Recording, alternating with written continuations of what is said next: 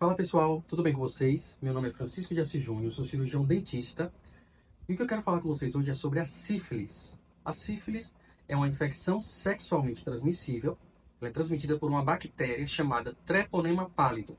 É uma bactéria que a gente diz que o formato dela é espiroqueta, ou seja, ela tem forma de espiral. Isso favorece com que ela penetre na pele, em áreas de lesão ou em mucosas, como boca, vagina, ânus, pênis. Então, nessas áreas que ela penetra, ela pode fazer lesões. E a sífilis tem alguns estágios, como primário, secundário, terciário, e temos também a sífilis congênita. Então, eu vou explicar qual lesão apareceria em cada um desses estágios, quando o paciente deve buscar ajuda, como é o tratamento da sífilis e quais são as consequências da sífilis caso não seja feito o tratamento. Existe uma estimativa que mais de 300 mil casos de sífilis aconteçam no Brasil em 2023.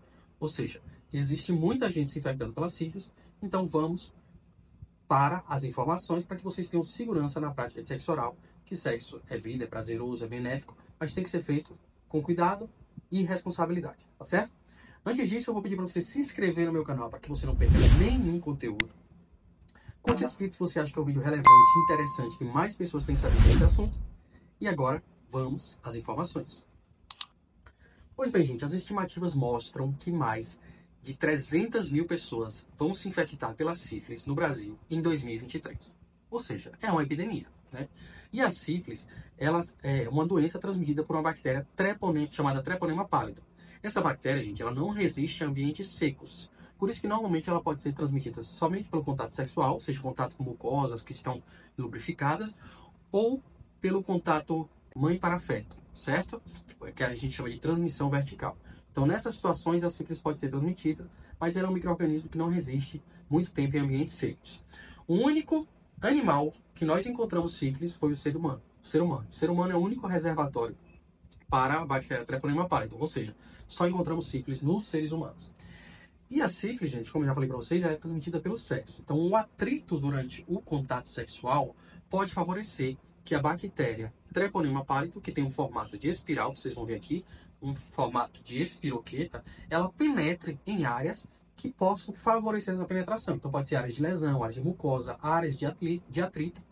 E onde essa bactéria penetra, gente, ela pode provocar uma lesão chamada de cancro.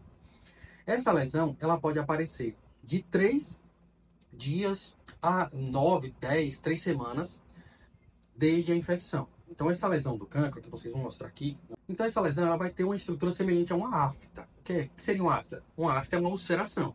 Então, a sífilis pode provocar, no local que a bactéria da sífilis, o Treponema pallidum, penetrou, ela pode provocar uma lesão chamada de cancro. E essa lesão vai ter áreas também de formação de queratina, áreas mais esbranquiçadas associadas a essas ulcerações. Então, é um pouco difícil de você conseguir diferenciar de aftas, e isso normalmente só consegue ser realizado por um profissional como um estomatologista. Então, essas lesões na área da boca é porque o Treponema pallidum penetrou exatamente ali naquela região. E, normalmente, essa penetração pode acontecer em situações de sexo oral, ou seja, sexo oral em vagina, sexo oral em pênis, sexo oral em ânus. Tudo isso pode favorecer o contato com o Treponema pallidum e onde ele penetra vai formar o cancro, que é a lesão inicial da sífilis, que pode surgir 3 dias após a prática sexual, mas até 3 semanas após a prática sexual ela pode aparecer também, certo? E, gente, ela tem lugares mais específicos em cada sexo. Por exemplo, no sexo masculino, ela acontece mais em lábio superior. Talvez pela posição em que esses homens do sexo masculino heterossexuais possam fazer o sexo oral nas mulheres. Então, poderia favorecer com que o lábio superior fosse mais o local de contato para a penetração da bactéria Treponema pallidum.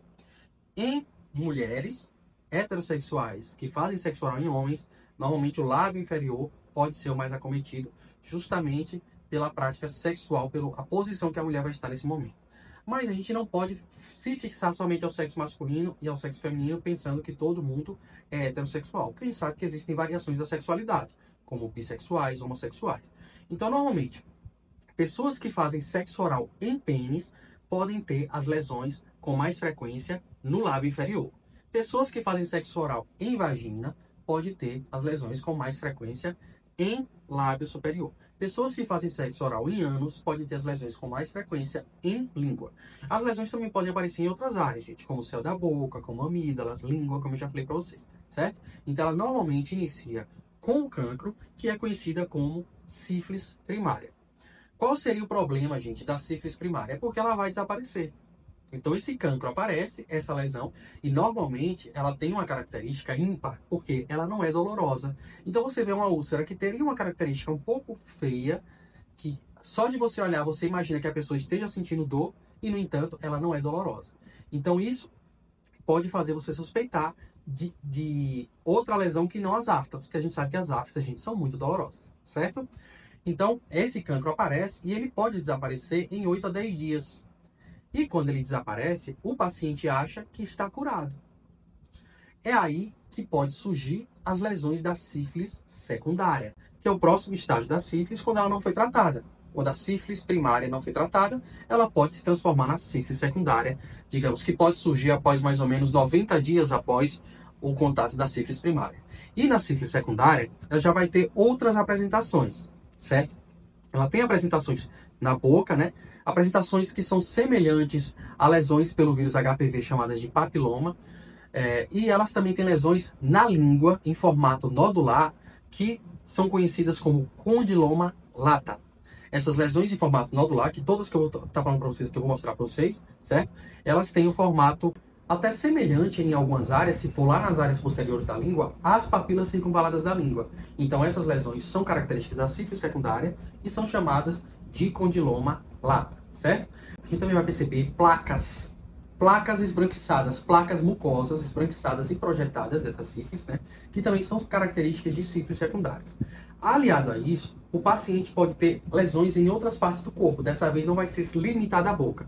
Então ele pode ter máculas mais ou menos hipercrômicas, mais amarronzadas, escurecidas em palma das mãos e plantas dos pés, associada a essas lesões que eu já falei para vocês. Então, o cancro desapareceu, apareceu lesões como condiloma lata, como placa mucosa, e muitas vezes essas lesões podem aparecer quando o cancro ainda não desapareceu. Então, o estágio da sífilis secundária pode ser mais rápido do que o que a gente esperava que aparecesse 90 dias após a aparição do cancro. E aí, ela é característica por essas lesões, né, de máculas hipercrômicas em palma da mão, ponta dos pés, pelo condiloma lata, normalmente em língua, e também pelas placas mucosas. Essas placas mucosas, elas também podem se juntar, né, se coalescer e formar lesões parecendo caminho de caracol, que eu vou mostrar aqui para vocês também. Essas lesões, elas foram placas mucosas que se juntaram e formaram esse aspecto. Aliado a isso, gente, esse paciente também pode ter outros sintomas, como dores de cabeça, dores nos músculos, febre, prostração, tudo isso associado ao aparecimento dessas lesões, tudo relacionado ao bactéria Treponema pálido que está ativando o sistema imunológico do paciente, certo? E após, gente, a sífilis secundária, esse paciente pode entrar no estágio de sífilis latente, ou seja, a bactéria da sífilis continua lá, mas em algum momento ela pode manifestar a sífilis terciária, que pode ser grave. Então, existem casos de pacientes que só manifestaram a sífilis terciária 20 anos após o contato inicial com a sífilis, certo? Então, essa sífilis fica em estágio latente. Mas o problema da sífilis terciária, gente, é que ela é grave. Por que ela é grave? Porque ela pode causar problemas neurológicos, como psicose, certo? Demência, paralisias, pode provocar problemas cardiovasculares, como hipertrofia do ventrículo esquerdo, como aneurisma em aorta, uma série de problemas cardiovasculares. Também pode provocar lesões articulares, dores articulares, febre, perda de peso. Pode provocar lesões que são graves, por exemplo, são lesões que nós chamamos de goma, certo? E essas lesões, elas têm um potencial muito agressivo.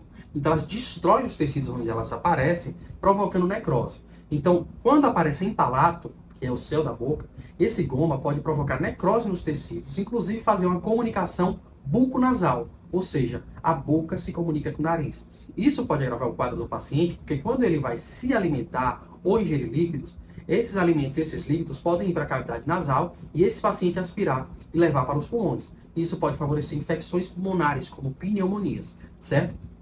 Então, essa lesão da sífilis terciária chamada de goma é uma lesão com potencial de bastante destruição local. Inclusive, se ela acontece em outras áreas, ela pode provocar cicatrizes, por conta dessa destruição tecidual considerável, tá certo? E essa é a sífilis terciária, que inclusive pode levar à morte, certo?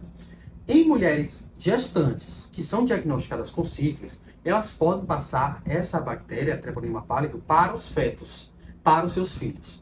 E isso pode provocar abortos espontâneos ou que esse bebê nasça sem vida, certo? Essa é uma das questões, por isso que normalmente nos exames de pré-natal, os exames de sífilis são solicitados.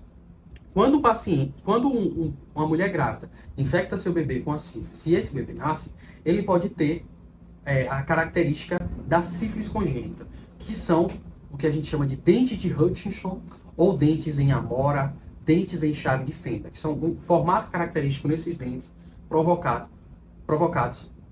por essas anomalias, né, justamente durante o desenvolvimento desse bebê, que a sífilis, né, a Treponema pálido, provocou durante a gestação.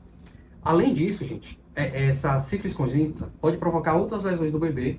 Umas são mais frequentes e outras são menos frequentes, e eu vou dizer ela para vocês aqui. Então, esse paciente pode ter uma bossa frontal, que é essa região da testa mais proeminente. Ele pode ter a maxila trésica, que são esses ossos aqui que formam nossa face. Ela pode estar mais diminuída, isso não vai ter espaço para o nascimento de todos os dentes. O palato pode ficar fechadinho. O paciente vai ter dificuldades para respirar, para se alimentar, que é o que a gente chama de palato ogival, que é um palato fundo e assim, um palato bem fundo e bem fechadinho, que não tem espaço para todos os dentes. O paciente pode ter também um nariz em cela. O paciente também pode ter surdez, pode ter prognatismo mandibular, uma série de coisas. Então a sífilis congênita pode deixar um bebê com um desenvolvimento comprometido e isso afetar muito a qualidade de vida desse ser que vai vir ao mundo, certo? E como é que a gente descobre que o paciente tem sífilis, gente? Quando suspeita que o paciente tem a sífilis, a gente vai perguntar sobre as últimas práticas sexuais do paciente. Fez sexo oral, fez sexo sem preservativo, as lesões que apareceram e desapareceram, os sintomas associados, tudo isso para a gente criar uma história para chegar na nossa solicitação de exames para o diagnóstico ou tratamento. Então, por exemplo, quando a gente suspeita que o paciente possa estar infectado com a Treponema pálido, a bactéria da sífilis, a gente solicita uns exames chamados VDRL e FTA-ABS. Esses exames vão me dizer se o paciente já teve contato com a sífilis em algum momento e se ele está com contato da sífilis ativo naquele momento. Então, se esses exames VDRL e FTA-ABS positivaram, vou mostrar um quadrinho para vocês terem ideia como é que a gente associa esses dois exames. Se eles positivaram, é porque a gente pensa que esse paciente está com infecção ativa de sífilis. A notícia importante, gente, é que a sífilis tem tratamento.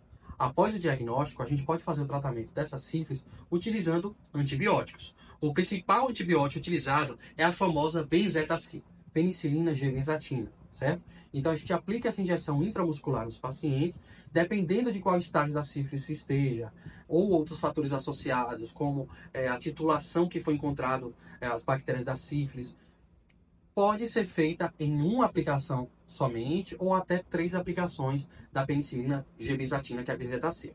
Outros antibióticos que possam ser associados também, por exemplo, a doxiciclina, também pode ser um tratamento para a sífilis. Aliado a esse tratamento, a gente também vai fazer o manejo das alterações que essa patologia provocou. Então, por exemplo, no caso de pacientes que tiveram as lesões como goma, que provocaram a comunicação buco-nasal, você pode fazer uma cirurgia reparadora, utilizar próteses para fechar essa comunicação buco-nasal, certo? Outras áreas que tenham manchas hipercrômicas, hipocrômicas, você pode lançar mão de tratamentos que venham diminuir essas manchas, né? Tratamentos dermatológicos, entre outras coisas, tá certo, gente? E como é que é feita a prevenção da sífilis? A sífilis é prevenida com preservativo. Então, utilizando o preservativo, que é a forma mais eficaz de prevenir a sífilis, você está se protegendo da sífilis. Uma outra coisa é fazer testes. Os testes sorológicos a cada 4 meses eu recomendo para meus pacientes. Então, sobretudo HIV, sífilis, hepatites B e C são bons testes para você fazer a cada 4 meses se você tem uma prática sexual regular, certo? Já tem vídeo meu sobre 10 dicas para você praticar sexo oral que venha reduzir o risco de transmissão de doenças, certo? Está aqui no meu canal. Sobre vacinas que eu indico para quem pratica sexo oral sem preservativo, já está aqui. O risco de infecção de de HIV, nas diversas formas de infecção, certo? Tem vários vídeos aqui no meu canal, gente. Então se inscreve para não perder mais nenhum conteúdo a partir de hoje, tá certo? Se gostou desse vídeo, curte. Para quem precisa de consultas, eu vou deixar o WhatsApp aqui da minha auxiliar, para quem precisa marcar consultas presenciais ou teleconsulta. Qualquer dúvida pode deixar nos comentários. E até a próxima.